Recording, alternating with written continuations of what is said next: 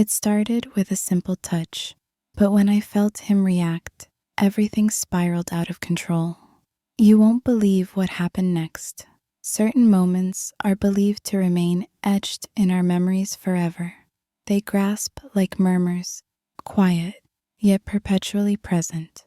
2 years have slipped by since that fateful day.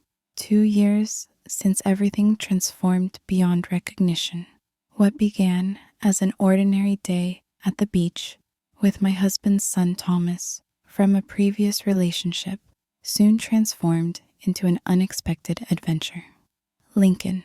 My husband was once more absent, his work perpetually taking precedence over our lives. This solitude had transformed into a well-known companion, yet that day felt distinctly unusual. In those instances, we discovered our haven soaking in the sun's embrace, which perhaps was a shade too fervent. I reclined, finally liberated from the den of existence, and requested Thomas to assist me with the oil on my back. I pressed on, unwavering in my conviction. Though he is my stepson and not of my blood, I have nurtured him as if he were my own. What rationale underpins my choice to pursue this course of action? Initially, it appeared insignificant, just his hands leading me. However, I later understood its true significance.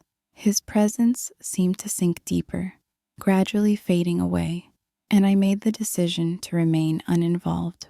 What lies at the heart of this matter? Did I fail to halt him? You are certain that you hold insight, perhaps believing you understand your family well. Yet there exists a singular moment that has the power to reveal everything. It was on that beach that my life took a turn, an event that would etch itself into the fabric of my existence. Lincoln and I had woven the intricate tapestry of marriage for over 15 years. To those familiar with our lives, we would be depicted as the ideal couple, residing in a delightful home, raising commendable children, and leading a life characterized by unwavering stability. Yet the fissures remain concealed until one discovers themselves ensconced within the confines. I refrained from stepping in. During weekends and holidays, I found solace in the belief that his extended hours and unwavering commitment were driven by the hope of a more promising future for our family. However, as time unfolds, that narrative begins to unravel at its edges. What value does a house hold if it stands empty and untouched upon his return home? I receded into the shadows, transforming into a mere whisper in his presence. He hardly acknowledged my presence. He ceased inquiring about my feelings, dreams, and needs. Our conversations tended to be succinct, revolving around finances, household necessities, and the children. He held Thomas and his younger sister, Isla, in deep affection. However, within the warmth of their assembly, he appeared to be nothing more than a fleeting shadow. He filled the room, but his heart wandered to distant realms. As I sat at the table opposite him, I couldn't help but wonder if he even noticed my presence. That morning, I recall the moment in the kitchen as Lincoln rushed out the door with urgency. He grasped his briefcase, bestowed a tender kiss upon the crown of Isol's head, and shot a quick look in my direction, conveying an unspoken apology. "I'm sorry, Bella, but I won't be able to make it today. A situation arose at the workplace, and I chose to abstain from engaging in any conflict." I simply inclined my head, as was my habit, feeling a constriction in my throat in reaction. I gently reminded myself that it was entirely acceptable Thomas. In that instant, Thomas, at the tender age of 16, stood tall and slender, granting me the freedom to chart my own course with a newfound sense of independence. His brown eyes reflected his father's, yet his expression held a gentler nuance, He held his tongue, even as I disclosed that it would be merely the two of us. He appeared to have become resigned to his father's regular absences, as indicated by the casual shrug that accompanied his indifference. He clutched the bags tightly and guided me toward the vehicle. I observed him in the passenger seat throughout the journey, earphones securely in place, gazing out the window, as countless teenagers often do. A smile slowly unfurled upon my lips. He was maturing rapidly, and at moments I caught myself pondering whether I might just blink and lose him for eternity. The journey to the coastline seemed to stretch on indefinitely. My mind drifted to Lincoln, to the warmth we had once embraced, now a distant memory.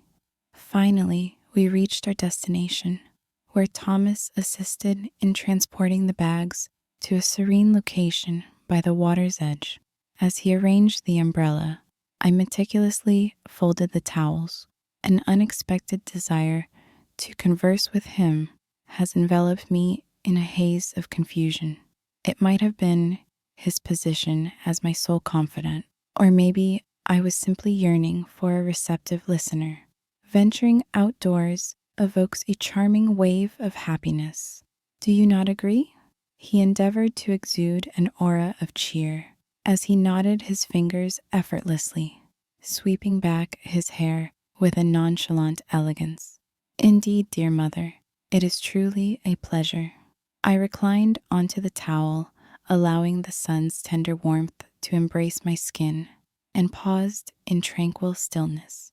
For a moment, I allowed myself a brief respite, attempting to ease the burden of the years gone by, if only for a transient hour.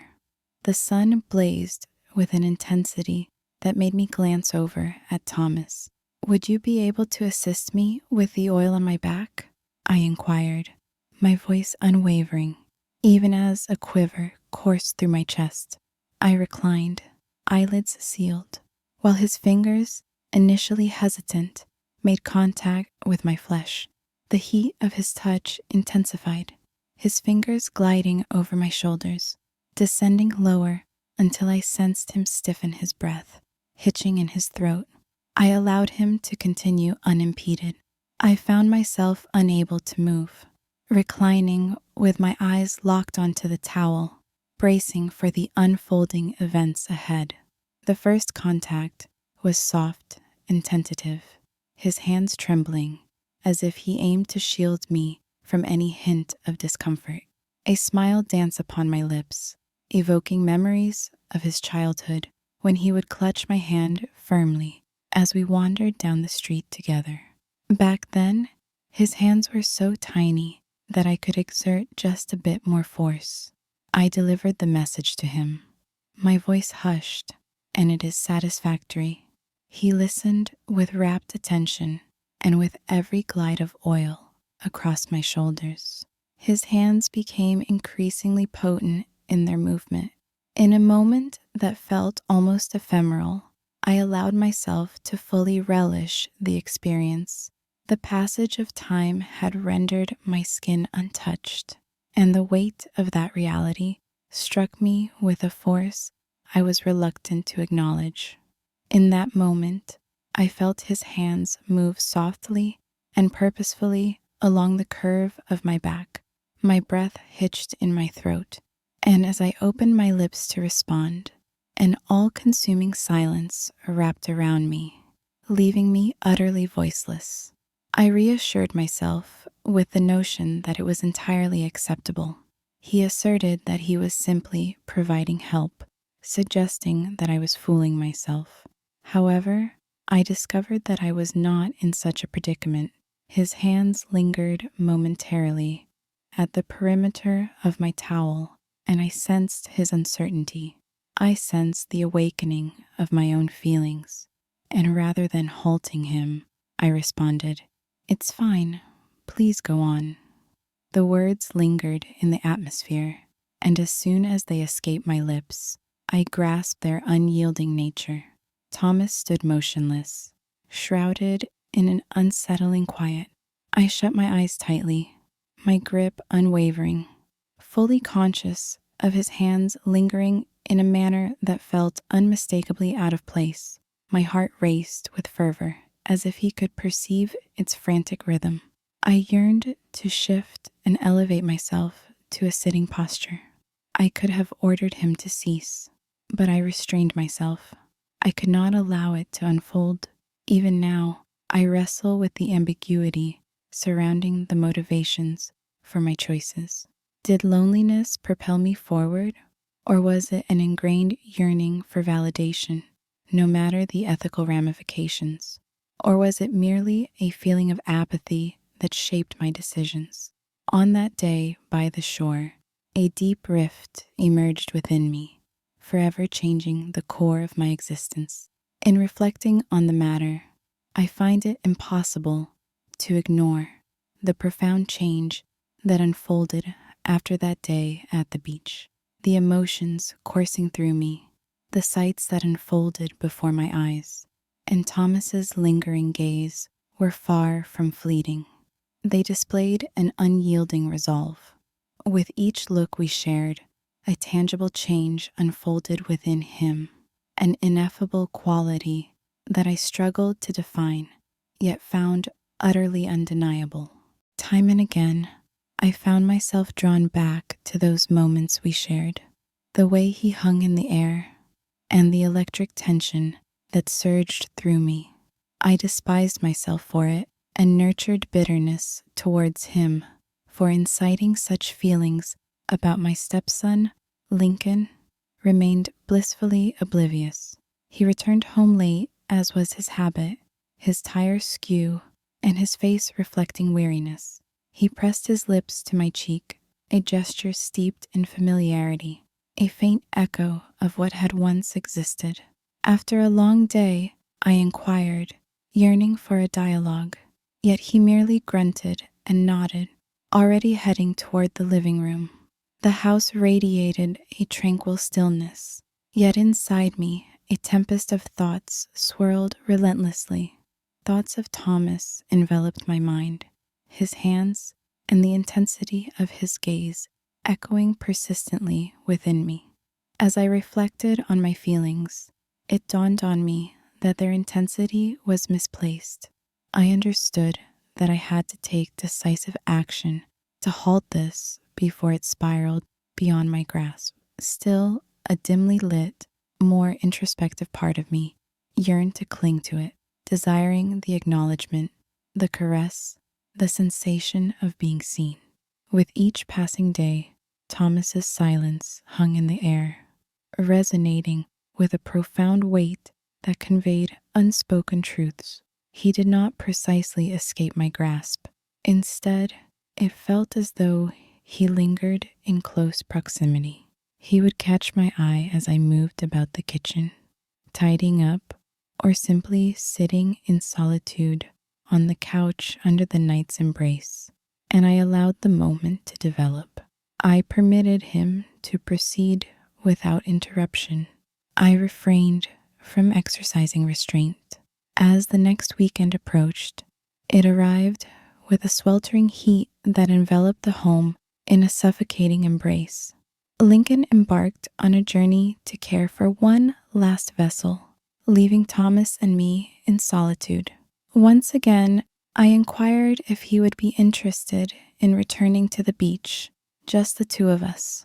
Uncertainty surrounds the motivations behind this proposal I've put forth.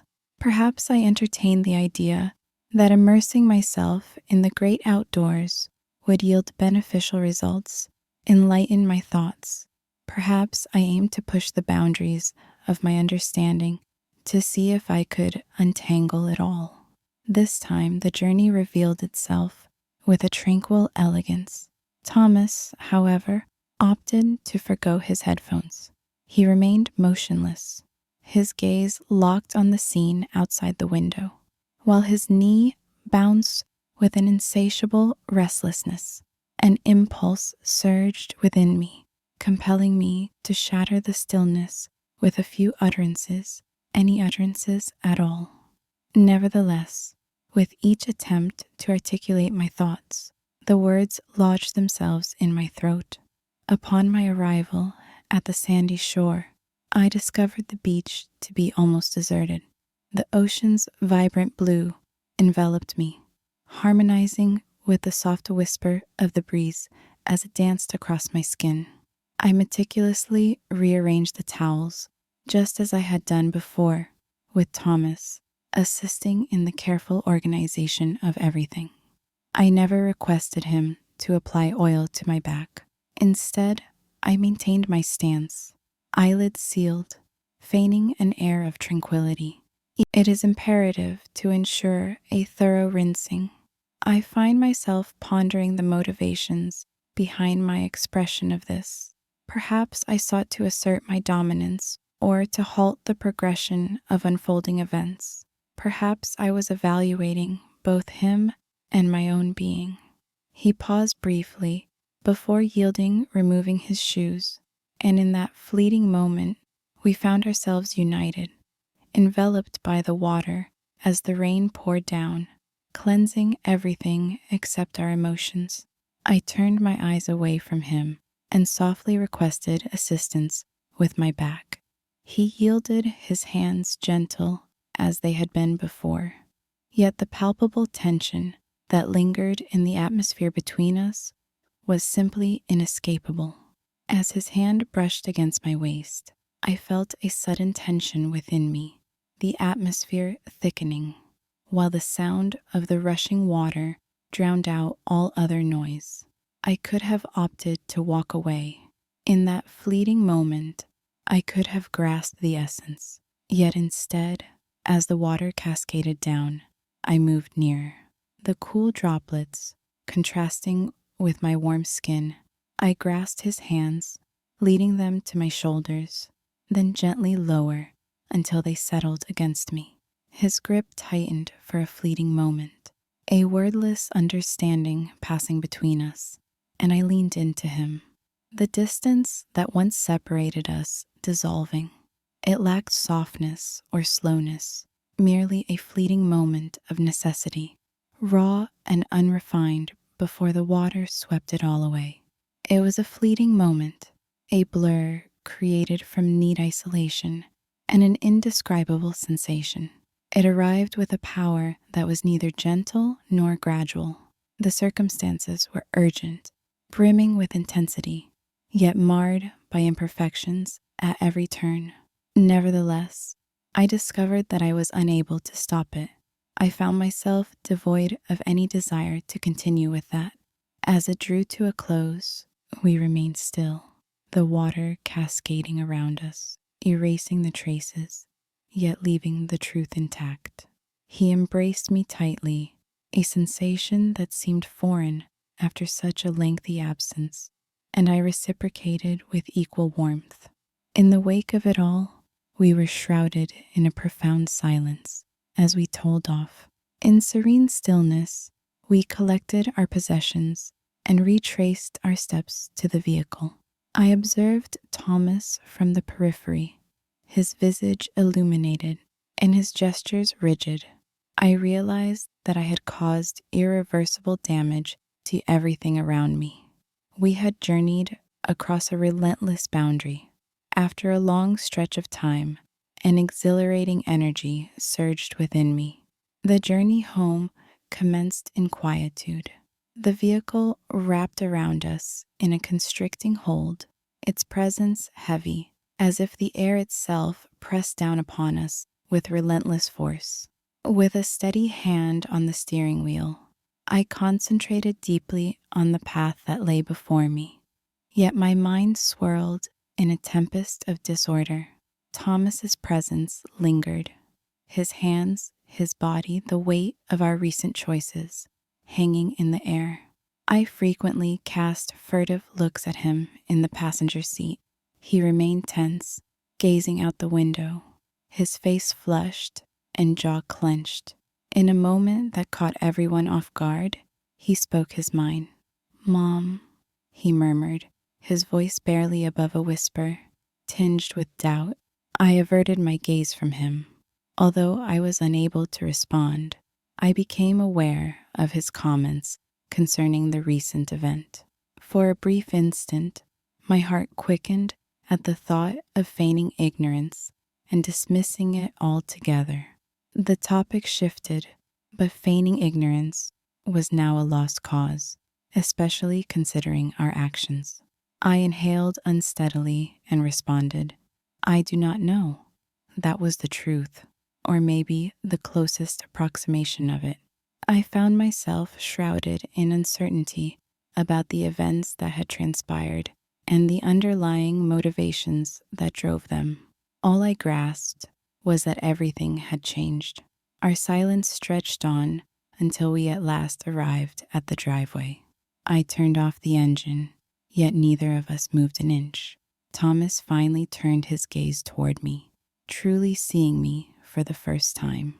And in that moment, I felt a chilling presence in his eyes that enveloped me in fear. It was not confusion, nor guilt, nor even shame. Instead, it was a profound yearning that resided within. "How long have you harbored these emotions inside you?" He aimed to evoke a shiver down my spine with his words, for I had been contemplating the very same subject. I gazed at him, and it seemed as if a fracture had occurred deep within me. I noted, perhaps longer than I desire. In the quiet embrace of the night, we remained in hushed contemplation, deliberating whether to seek refuge indoors, erasing the incident from our minds, and donning the facade of normalcy. However, Thomas nurtured distinct dreams. Just as I was about to open the door, he leaned in and captured my lips with his.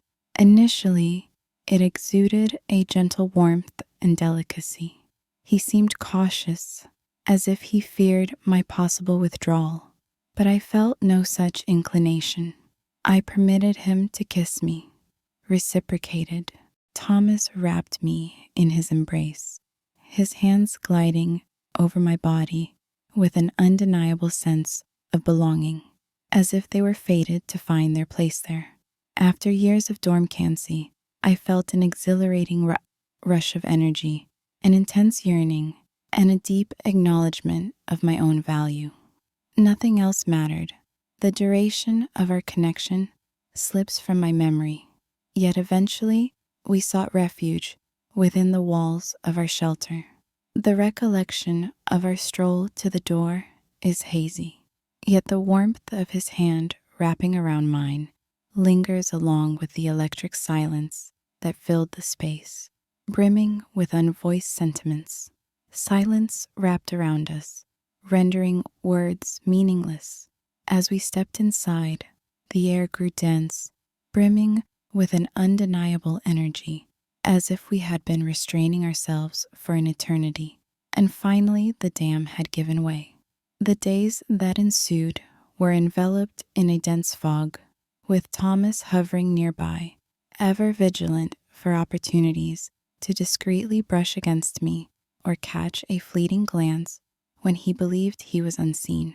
I urged myself to hold back, to withdraw, to put a stop to whatever this could become. Each time my eyes fell upon him, I was struck by the deep void that mirrored my own, as if we were mere shadows of one another, resonating with the same hollowness, the same despair. It felt utterly impossible to look away, nor did I have any desire to do so. As shadows draped the room, I lay in bed beside Lincoln, my mind adrift in contemplation of the bond we shared, harmonizing effortlessly with the rhythm of his breath. As my thoughts drifted to Thomas in the adjacent room, I recalled the warmth of his touch and the way he infused my spirit with vitality. With my eyes shut, I curled inward like a serpent, realizing that this was not a sustainable journey ahead. I was aware of it. The situation was imperfect, yet I felt utterly helpless to stop the escalating tension between us, which intensified with each day until it ultimately culminated in a dramatic clash. It transpired late one evening, as I labored diligently in Lincoln. As I drifted into a state of reverie, Thomas and I found ourselves in the kitchen, immersed in the rhythmic chore of washing dishes, a diversion I sought to occupy my thoughts. I sensed his presence hovering just behind me, an unseen participant in the dance of darkness. I found him gazing at me in the same way he had on the beach. "Thomas," I whispered softly, seeking to guide him from his chosen path.